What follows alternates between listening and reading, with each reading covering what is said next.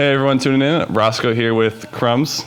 Good to see you, man. The last time I actually talked to you was World Season 3, I think, on camera. Yeah. Big then. Yeah, a long time ago, but you come a long way. A bit of a, would you call it kind of a crisis, like a midlife crisis into, have you found yourself now? You think you're back in swing? Yeah, I think I'm back in the mix of them, but I wouldn't go as far as a mid-game career crisis kind of thing. I just felt like I needed to find an environment where I really enjoyed playing and just being a whole part of it. And not to say that Dig wasn't that, but it wasn't for me. Yeah, but speaking of Renegades, what about it do you think that you found in it? I think that the dynamic that the team is set up, especially with the infrastructure, when the whole team was created, it was kind of agreed upon what we think should be the way that things are run for teams, just because we've been around in the scene so long that we've seen what works and what doesn't work. So it felt like, okay, the best thing that we can do is have all 5 players only need to focus about playing. That's all they have to do while the organization takes care of the rest. And that's really all that there is. I mean, right now, I don't even think about the picks and bans. I just kind of look at the picks and think, okay, I know the coaching staff has it. Like the analysts have what I'm playing. I don't have to focus about a single thing except what information is being instructed to me and like just practicing my mechanics. Yeah, especially with the games you guys had this weekend. You just got out of NRG and had Team Liquid yesterday. What was your guys' mindset, like the players' mindset going into that match? Because it must have been a bit of a, The NRG one or the Liquid? The Liquid one, because they're certainly you call them a stronger team that coming up. You guys might have been a bit of the underdog status. I don't know. It seems like the Liquid always has sort of drama around them in terms of player chemistry, so I wasn't really too concerned with their game, especially after hearing that their challenger team is better than their main team, or just things like people say that a lot. It's like as good as their main even team. Their own team is like, okay. I mean, maybe the challenger team is amazing. Who knows? We haven't played against them, but I wasn't too concerned about that matchup. And I felt like looking back at the game, we definitely could have closed it out super fast, but we kind of did some silly Benny Hill chases, as Alex would say. But after that, it's just a long game, kind of the consequence for messing up and messing around. What would you attribute the success to? Because you did keep up a pretty good fight. You stayed ahead the whole time. You of course there were mistakes on both sides, but what would you attribute the win to? Well, I think that was a game where if we chose to do nothing, that game would have gone for 80 minutes, 0-0, because Team Liquid definitely didn't seem like they wanted to do anything. So we were very assertive throughout the entire game in terms of, okay, we just want to take your turrets. Like, just please let us take your turrets. But they have Jan and Victor. It was a pain in the ass. And the only time that they actually took things from us were we either had being out of position, died, or things like that. So they weren't very aggressive. So I think that we just were able to do that by maintaining a sense of almost urgency in accelerating the game and the lead that we had. Okay. And then in terms of the team dynamic, because you guys have a good mix of newbies, some rookies, as well as veteran talent, yourself and Crumbz.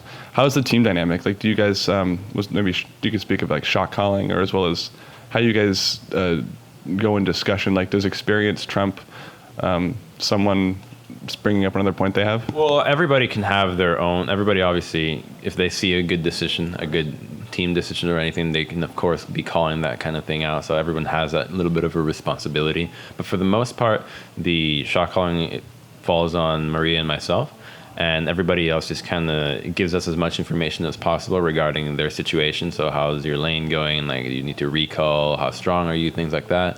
And then from that, then we can make a decision in terms of what we want to be doing as a team, because that's just kind of the way the game works. Wherever the support and the jungler are, that's where a play is going to happen. It's not like, here's the AD carry, he's making the plays. That doesn't really happen that lot. Yeah, it certainly always does seem to be the jungler and the support, because they're roaming so much. But how does the Rift Herald fit into all that? It is an interesting new addition, and you guys have, at least you got one, this last game of NRG, you got it 17 minutes and about 40 seconds, and then with TL, you got it like within 10 minutes, I think. How does it fit into your plans? The Herald can be quick to take. It's a little bit of RNG in terms of how fast you can do it, obviously, because if it decides to turn around and open its eye, then it's killable. Otherwise, it takes forever. So it's weird in how long it takes, especially if you don't have the champions that can tank it and stay out in the map, so you have to recall after. But the problem with it, I find, is that while you can use it to get a push, it really doesn't give you there's just no value to it. You have a value of 2 minutes. So if you're willing to sacrifice that much pressure on the map to take it, because you're not going to take the Herald if you're behind. You're going to take it if you're ahead. Are you willing to lose those 2 minutes to hopefully get a push on the other side? So I think the Herald would be pretty useful, actually, if it gave some gold value, at least, instead of what I think is a plus 50 gold to whoever kills it. So maybe increasing the value makes it a little bit of an incentive. Like, say it's worth like half a kill or a kill. Like now that's something to fight for, and not as a team, like, but say for the person that picks it up, because now you can add a completely new dynamic in terms of you can literally put gold on whoever you want at this point. Like, is that not worth fighting for? So right now, not many people really choose to fight for the Herald just because it's an objective is out of the way and it doesn't offer a whole lot. But if it got buffed, I think it'll definitely be really good. And more so if there's nothing else to get, just go for it. And how do you decide who gets it? Is it more so like maybe a top laner, a split pusher, somebody who's going to be... Usually, you did get it. Yeah, usually basically never give it to the support. That's the first one. And then it's either the mid laner, the jungler, or the AD carry, because especially, at least in the games that we had where there was so much lane swapping, when the turrets get taken so early, it's difficult to want to give it to a top laner or an AD carry, because that just means that the wave is going to constantly push over and over and over. So unless you're trying to make a dive play or a heavy deny, you're not going to be able to wave control well, right? So sometimes if you want to freeze, you don't want to, like, say you're winning a lane, you don't want to give it to the guy that wants to freeze a lane. So things like that. And then there's like the CLG, I think, had it last time when Darshan went Scion, or Darshan went Science, pardon. Darshan went Jax. Yeah. And so they gave it to him, I think, twice. Yeah, that's something that's pretty strong, because now he has a big minion wave fighting behind him, so you can just permanently push, yeah. So there's many uses for it, but for the most part, you just want to use him for push. There's really no other way around it. Unless you have comms, it's a super bloody game and your jungler is fed, you can give it to the jungler, and now they're really strong. So like an Elise with that item is so powerful, because the movement speed really helps her out in terms of positioning for cocoons and dodging things, and then the extra damage. Well, Elise does a lot of damage already. Yeah. And I also wanted to touch on, you guys, this last game had 3 people pick up Boots of Swiftness. Yeah. And the last time they were changed was back in like 5.22, and it was like in November. What changed? Why as a Rek'Sai, you might have picked up something like a Merc Treads. Personally, I actually don't like the boots at all. A big reason is I actually think they look aesthetically terrible on my... No, I'm serious. They look hideous. It's so goofy. But they're just cheap, right? The Mercury Treads got nerfed, so they're not that strong. I mean, they're valuable, but they're just not that strong. While the Swiftness is like the cheapest boot. It's either that or cooldown reduction. So when you get the increased movement speed for so cheap, it lets you make a lot of rotation plays around the map and just outnumber faster, just because you're that much faster. And the game turned into just a slow fest. I mean, like every champion basically has a slow. Like, I mean, that last game we played against Fiora, slow. Elise just got either Blue Smite, Rylai's, or whatever, like slows. Ari slows. Callista slows. Trundle slows. Everyone has a slow in this game. Like, even our team, basically Blue Smite slow. Like Mundo, like Morgana, like everything. So the boots are just really powerful in that regard. Just because crowd control, the boots that diminished crowd control got nerfed. So then everyone's like, well, we got to stop some form of crowd control. Let's just stop the slows at least. But I prefer other boots, of course. I would be getting Ninja Tabis every game if I could, but they're just so expensive now.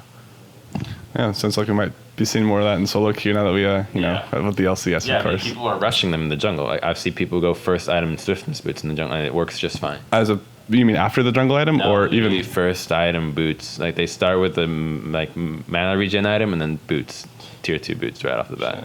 For that additive to the additional pressure to be able to gank faster. For example, junglers can't really catch themselves. If you have more movement speed than the other guy, you're never going to catch him. So then you just get boots, and you're never going to get caught up by the other jungler. So it sounds like we should just start playing Rammus. Gotta go fast, you know? Yeah, and then they'll still outrun you. It's I hate the boots. Yeah. Well, good to know. Any last shout-outs, any last words you got for the end of the interview? No, just thanks for everybody that cheered for us out there. And even though we lost, I thought that it was at least a decent game, better than yesterday's in terms of strategic. A little more game. concise. Yeah, a little more strategy game, and obviously not an hour. Yeah. Thanks for the interview, man. All right, thank you. Good luck next week. Thank you. And for everyone else, thanks for watching, and tune into our YouTube channel, follow us on social medias, and see you guys later. One thing for sure that I can guarantee is that we're probably not going to be the 9 team. That We're gonna win! I think we'll win.